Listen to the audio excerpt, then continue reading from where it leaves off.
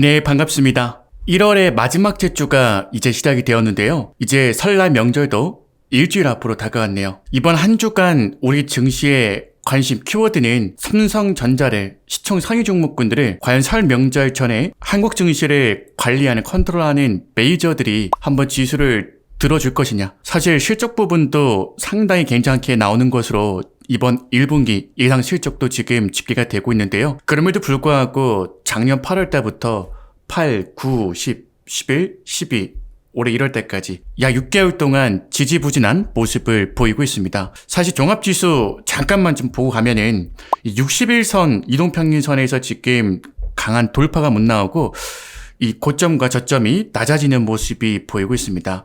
역시 지수를 이렇게 끌어내리는 범인들은요, 그동안 많은 펀드들과 간접 금융상품들, 대표적으로 ETF라고 얘기할 수 있는데, 여기에서 지금 인기 시총 상위 종목군들이 많이 포함이 되어 있습니다. 비중이 많이 들어가 있기 때문에 또 그걸 수익을 내겠다고 따라 들어가는 일부 개인 투자자분들, 그리고 이제 그 펀드에 가입을 하는 이 펀드 투자자분들이 아무래도 지금 지수 이 상승에 억누르는 역할을 하고 있는 게 공교롭게도 이러한 금융상품들, 이런 펀드들인 것 같아요. 사실 직접 투자하시는 분들도 삼성전자를 비롯해서 카카오의 지난 실적들, 그리고 앞으로 예상되는 성장성과 실적을 보고 물타기라고 하죠. 지수가 점점 저점을 내리고 고점 돌파를 못하고 있는 이런 우하향하는 추세에서 이 추세를 시세를 인정하지 않고 실적만 가치만 보고 맹목적인 장기 투자 목적으로 물타기 하시는 분들이 참 많더라고요. 평생 동안 모아갈 수 있다? 글쎄요. SK텔레콤 같은 경우에 또 닷컴 버블 때 조정 이후에요. SK텔레콤이 좋은 실적을 보였음에도 불구하고 20년 넘게 전고점 돌파를 못했습니다. 우리 포스코 같은 경우는 2007년도에 엄청난 실적, 그리고 2011년, 12년도에는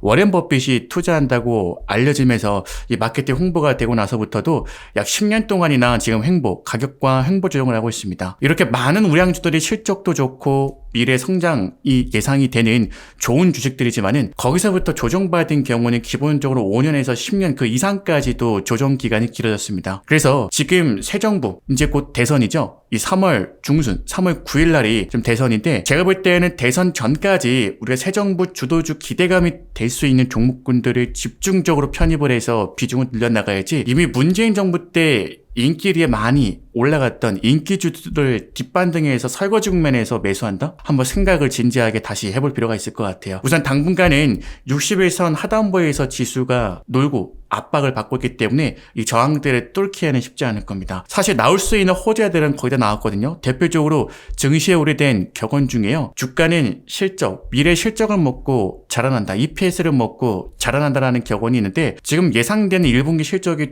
좋게 나오고 있음에도 불구하고 주가가 좀처럼 시총 상위 종목군들은 치고 올라가지 못하는 모습이 이어지고 있습니다. 그렇게 되면 중소형주에 좀 집중을 해보는 게 좋아요. 더 나아가서 지금 시가총액이 1조 원대 왔다 갔다 하는 중대형 섹터들도 제가 볼 때는 주목해 볼 필요가 있는데, 결국 주도주라고 하는 것은요, 가격이 저렴한 것이 비싸지면서 주도주로 인정을 받으면서 사람들이 또 몰려들고 다 그렇게 이어져 왔거든요. 우리 2015년도에 화장품 주식들 한번 생각해 보십시오.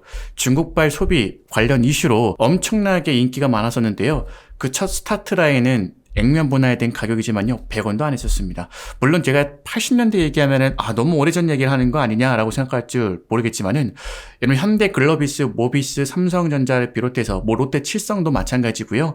지금 우리 시장에서 몸값 제일 비싸다고 하는 우량주들, 대형주들 바닥 가격이 어디인지, 그리고 중요한 고비고비 때마다 추세가 전환되는 시점, 그 가격대, 맥점 가격대가 어디인지 한 번씩 체크를 해보십시오. 결국에는요, 1,000원짜리 주식이 5,000원짜리가, 5,000원짜리 주식이 만원짜리가, 만원짜리 주식이 5만원, 10만원, 10만원짜리 주식이 100만원 이상의 황제주가 되는 겁니다. 그러니까 지금 우리가 주목해봐야 되는 거는 이 새 정부 앞두고 새로운 주도주 후보군들로 기대를 한 몸에 받을 수 있는 저가주. 하지만 가격만 싼 게 아니고요. 가치와 성장성이 그래도 꾸준하게 지난 5년, 10년 동안 유지는 되었는데 수급이 뒷받침되지 않으면서 산업 트렌드에서 멀어졌다는 이유 하나만으로 추세를 점처럼 만들지 못한 종목군들이 이번 장에, 조정장에도 안 빠지고 오히려 저점을 높여나가는 모습이 포착이 된다? 그럼 여러분들 기업 분석을 통해서요, 그 종목들부터 비중을 좀 확대해 나가는 전략 좋습니다. 많은 분들이 지금 방어적으로 투자해야 된다, 안전자산을 가져가야 된다라고 얘기하시더라고요. 근데 그 어떠한 투자 명인들도요,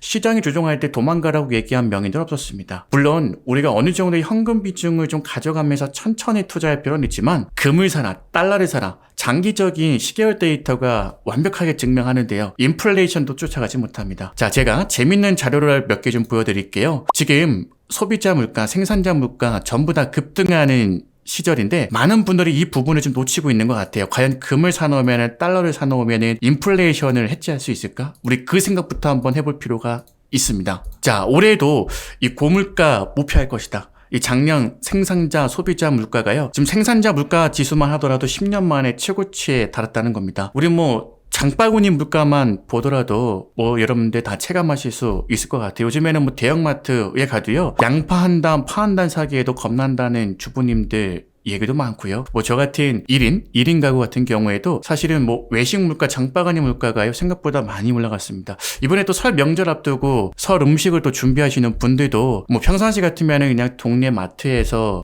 생선, 건어물 이런 것들 이제 구매하시는데 보니까 이제 멀리 또 외곽으로 나셔가지고 수산시장에 들린다는 분들도 있고 도매시장에 가셔야 된다는 분들도 있고 그런 것 같더라고요. 자, 결국에는 이 국제유가와 원자재 가격이 지금 상승하는 국면에서 결국은 화폐가 그동안 많이 풀렸기 때문에 그렇죠. 이 미국이 코로나 투매를 사실 미국이란 나라는요, 경제 위기 침체 어떤 위기가 있을 때마다 이 돈 풀기를 통해서 경제를 부양해 왔잖아요. 2008년도에 맞들리면서 계속해서 이어져 왔는데, 그러면서 반드시 필연적으로 하는 게 이제 다시 돈을 쪼이는 이 돈줄 쪼이기 정책을 또 들어가고 있죠. 우리 긴축 정책이라고 얘기를 많이 하는데, 그래서 지금 조기 테이퍼링이니 조기 금리 인상이니 하는 이야기들이 나오는 겁니다. 그에 맞서서 이제 우리나라 같은 대외 경제 취약한 경제 구조를 갖고 있는 나라들은 이 선진국들에 비해서 아무래도 선제적으로 금리를 좀 인상할 필요가 있어요. 그래서 지금 작년에 2번, 올해 1번, 이렇게 3번 코로나 이전으로 다시 한번 되돌아가는 금리 인상이 이어지고 있죠. 그러면서 지수에 주식시장에는 부담이 좀 되는 것 같아도 장기적으로는요, 인플레이션이 진행되기 때문에 금리가 올라가는 겁니다. 그 금리를 해지하는 수단은요, 안전자산이 아니라 위험자산이었어요. 물론 변동성은 크지만요. 그걸 인정하고 거기에 베팅하는 분들이 항상 부자가 되었지, 항상 엉덩이 뒤로 빼고 도망가시는 분들은 인플레이션도 해지하지 못했다는 거 꼭 기억하실 필요가 있을 것 같습니다. 자, 그 다음에 지금 주식 투자를 하는 건 좋은데 이 만기가 있는 돈, 그러니까 이제 빚으로 주식 투자하시는 분들이 좀 최악의 시나리오가 나오고 있더라고요. 요즘과 같은 시장 변동성이 중소형주 같은 경우는 5%에서 마이너스 10% 변동성은 하루 이틀만 해도 나오죠. 어떤 종목들 같은 경우는 바닥에서 매집 국면이긴 하지만 실적도 성장성도 뒷받침되어 있지 않은 소위 얘기하는 잡주들, 변두리 주식들은요, 하루에 또 15%씩 마이너스가 왔다 갔다 하더라고요. 이런 종목에 신용 스탁론을 썼다? 반드시 반대 매매에 대한 위험 부담감이 있습니다. 요즘에는 증권사에서 전화 오지도 않습니다. 하도 업무가 많아가지고요.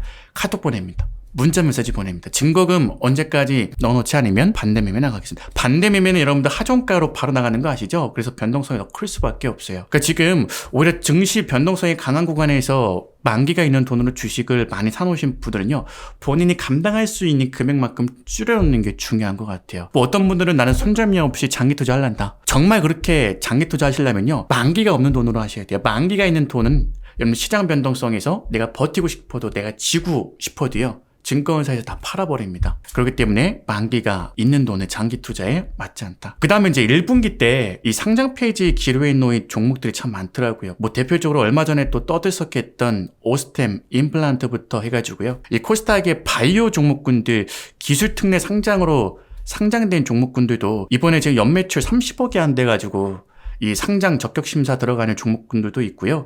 하여튼 지금 굉장히 중요한 기로에 또 서 있는 것 같아요. 특히 변두리 주식, 누누이 얘기하지만 테마주, 투기주로 중소형주, 코스닥의 소형주, 변두리 주식 변동성 강한 거, 어떤 썰에 의해서 한번 튀겨먹을 목적으로 매수하신 분들은 지금 비중 체크 한번 다시 해보셔야 될 것 같아요. 왜냐하면 상장 페이지가 결정이 되면요, 여러분들 정리 매매에 들어가게 되는데 거기서 돈 얼마 건지지도 못합니다.